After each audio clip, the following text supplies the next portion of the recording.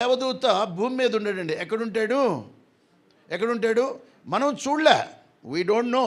But text మీద ఆధారపడి చూచి నమ్మని వారి కన్నా చూడక నమ్మినా, ఎందుకంటే క్రీస్తుకు మీకు కన్విన్స్ కావడానికి కొంతమంది కమ్యూనిస్ట్ మైండ్స్ ఉంటాయి, వాళ్ళు కన్విన్స్ గారు యేసుక్రీస్తు వారు ఎక్కడున్నాడు అది ఇదని.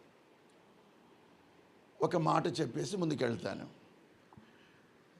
మోషే ప్రవచిస్తున్నప్పుడు ఒక మాట అన్నాడు, ఇశ్రాయేలు నీదు భాగ్యం ఎంత గొప్పది.